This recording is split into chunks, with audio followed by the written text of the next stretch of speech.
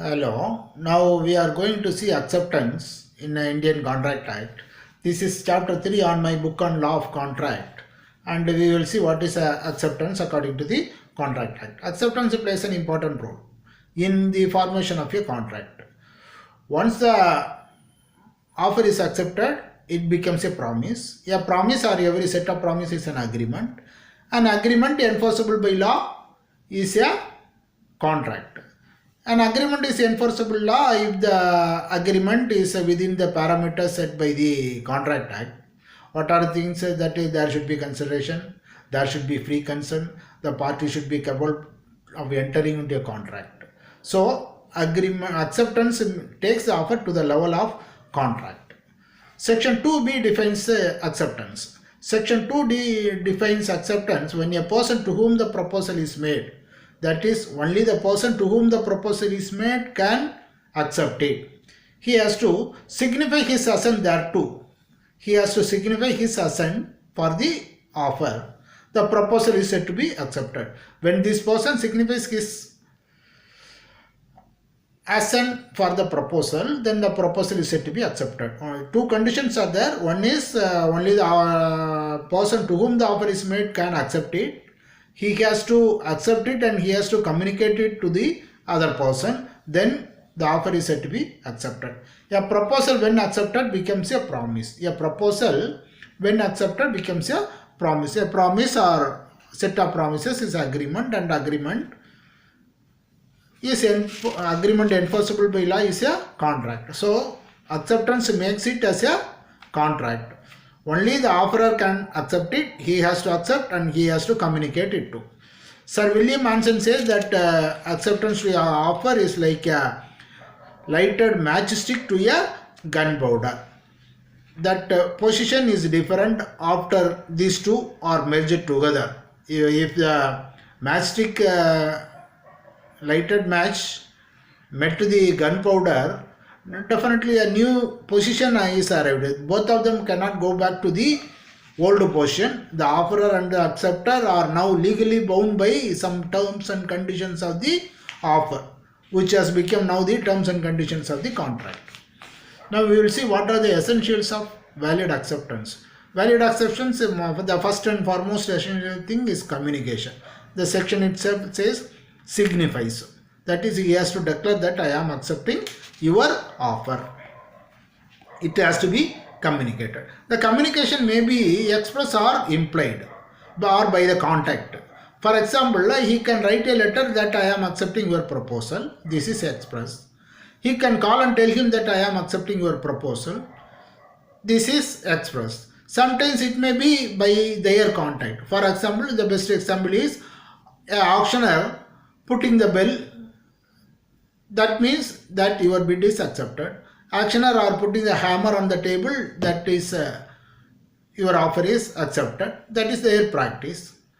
Another one, we can say that when a bus is parked in the bus station with a destination board, the implied offer is that the transport company is giving an implied offer that they will take you to the place mentioned in the board, provided you pay the fare for the bus. Once you get into the bus, seeing the board, if you are going to the bus, once you get into the bus, by your contact, we are accepting the offer of the transport company. By the contact, we are accepting their offer. I am ready to pay the fees. You take me to that place. By our contact, by stepping into the bus, we accept the offer.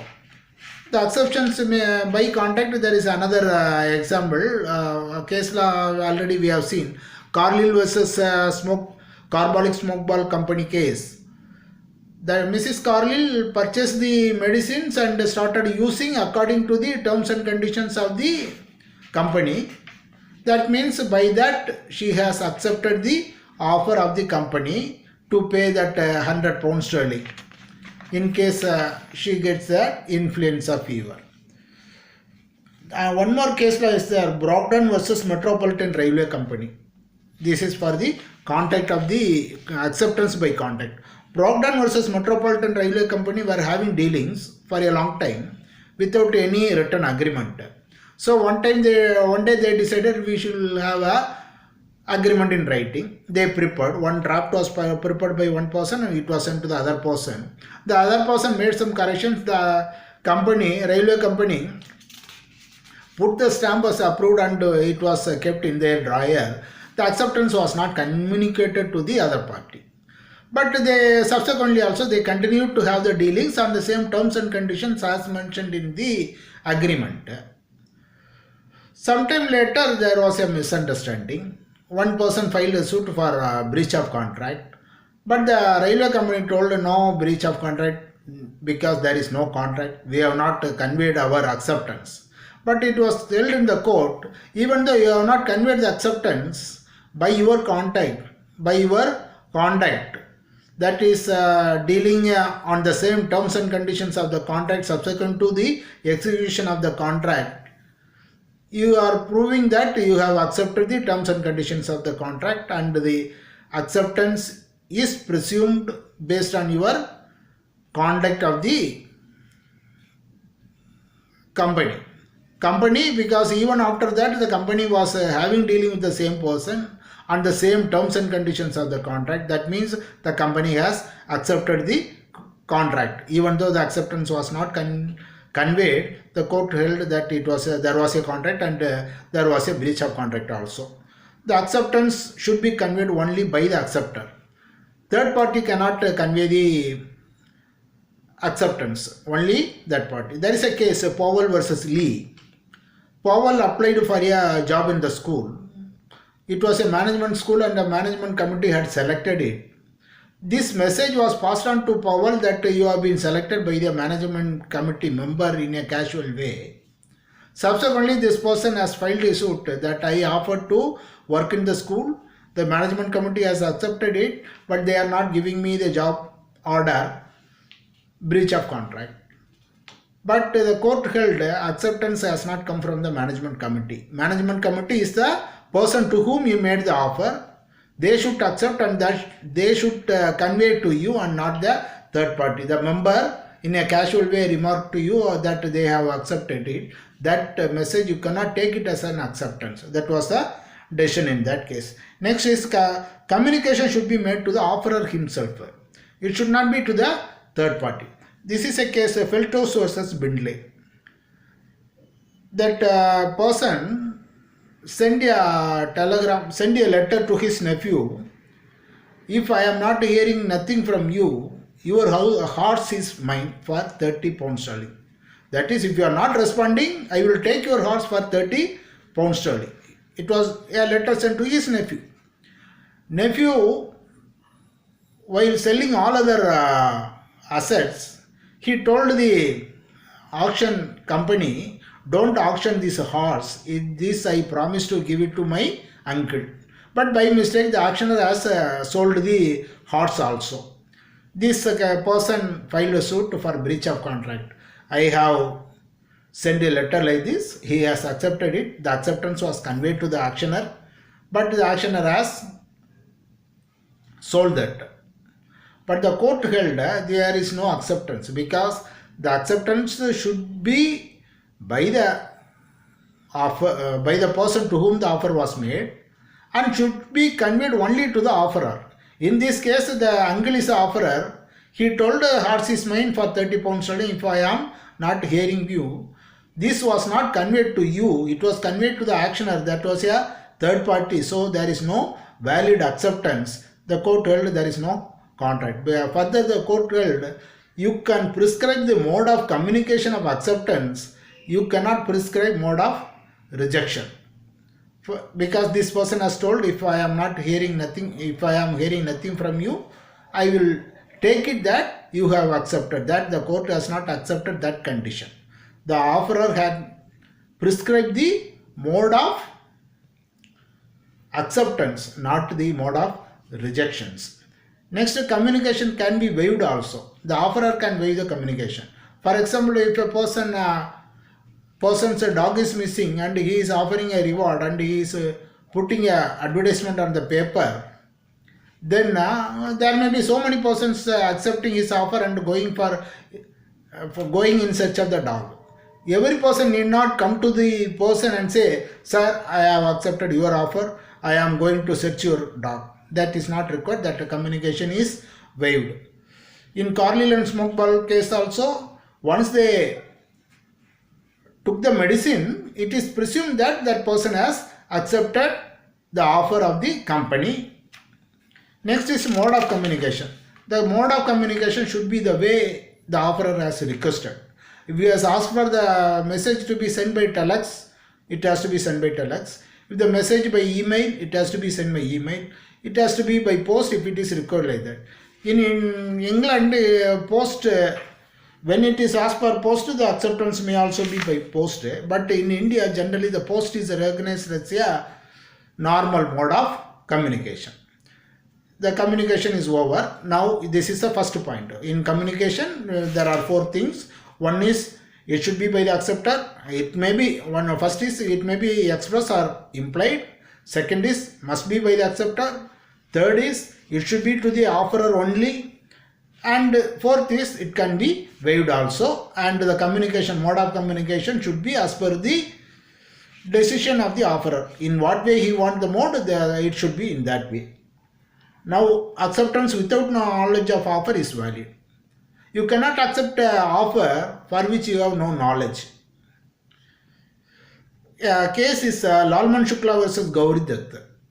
The Lalman Shukla versus Gauri Dutt. Gauri Dutt is a owner and his nephew was missing. He sent his servant in search of that person. Subsequently, he declared a reward of 501 rupee to the person who brings with the nephew. The servant who went there came with the nephew and claimed the reward. It was refused by the person and they went to the court. Court told it was held that he is not eligible because he has no knowledge of the offer. Without knowledge of offer, you cannot accept it. Once offer is open to you, then only you can make an acceptance. Then acceptance must be absolute and unqualified. If you are making an offer, it should be accepted as such. You cannot make some corrections. If you are making some corrections, that means you are making another offer. For example, one person offered to lend another person 50,000 rupees at the rate of 10%. The acceptor should accept it or reject it. Then instead the acceptor says, no, 50,000 rupees at 5% interest I will take.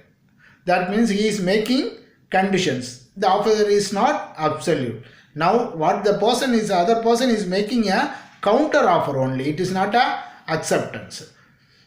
Same way acceptance must be in the mode prescribed. What mode prescribed, that should be done in that. Communication should be in the prescribed mode and the acceptance should also be in the prescribed mode. You can write that, you can write a letter like that, whatever things the offerer requires in that same way. If it is in some other mode, the offerer has a right to make the other person to accept in the same mode. For example, there is an offer to, I will take the same example. There is the person offered, I will be giving you 50,000 rupees at 10% interest rate. And you have to accept by letter. So that letter will be a document for this person who is lending money. But on the contrary, the other person over phone called, okay sir, I will take the money from you. What the person will say, offerer will say, no, I have asked for the acceptance by letter, you write a letter. So the offerer has a right to say the acceptance should be in the mode he has prescribed. And in case he is not writing to him, you are not accepted in this way, you have to accept in this way again. If he is not doing that, it will be presumed that he has accepted the acceptance. Same way, partial acceptance is also not permitted. For example, a person offered to sell his house and garden for 10 lakh rupees. The other person say, no, I don't want your garden, I will take your house for 5 lakh rupees. It is a partial acceptance. Partial acceptance is not permitted. It is not a valid acceptance. Then acceptance should be before the offer lapses are revoked. Already we have seen the section 6 says the offer lapses on 4 grounds. One is that notice of revocation is there. That is, offerer can anytime revoke the offer before acceptance. Before the offer is accepted, he can revoke his offer. The time, if it is prescribed in the offer, say the offer is open for 1 month, the offer will lapse on the expiry of 1 month, or otherwise no more time is mentioned, it will lapse within a reasonable time. After a reasonable time, the offer will lapse. Same if there is a condition, if the condition is not fulfilled, the offer will lapse. Death or insanity, the offer will lapse. These are the 4 conditions mentioned in section 6. Apart from that, there may be some other condition like destruction of the subject matter. If the offer is for sale of house and the sale is and the house is demolished by a government or because of earthquake, then there is no subject matter, offer is not valid. Acceptance should come before that. If the acceptance comes after that, it is not valid, or there may be some government ruling on the subject matter. In that cases, offer not valid. Now there is a small difference between English law and Indian law in the case of acceptance. Sir William Anson says that like a matchstick, a lighted match to the drain of gunpowder, acceptance makes the offer as a promise. This is a English law. Immediately on acceptance, it becomes agreement. It becomes a promise and agreement and a contract.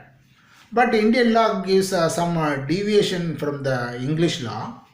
Indian law gives a chance to the acceptor to revoke the acceptance before the acceptance reaches the offerer. For example, that is acceptor has the right to revoke the acceptance before the acceptance reaches the hands of the offerer. For example, A promises to sell 50 lakh rupees, his house for 50 lakh rupees to B. B is in Chennai and A is in Delhi.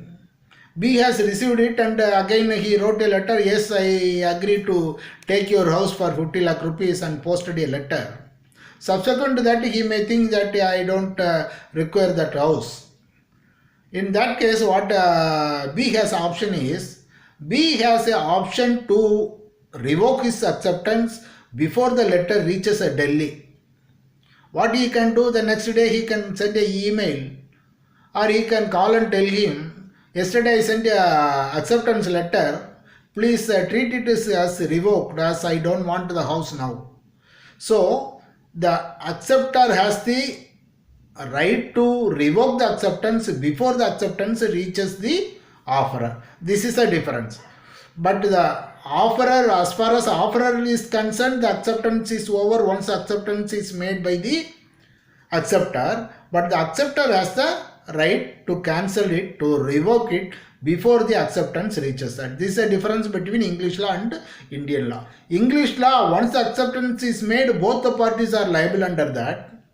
In Indian law, once acceptance is made, the offerer is liable under the contract, as a agreement, as a contract. But the acceptor has a right to revoke it till the acceptance letter or message reaches the hands of the offerer. This is the difference between Indian law and English law. That is, acceptor has a right to revoke it for a short period, for the travel period of the message. With this, we can close this acceptance chapter.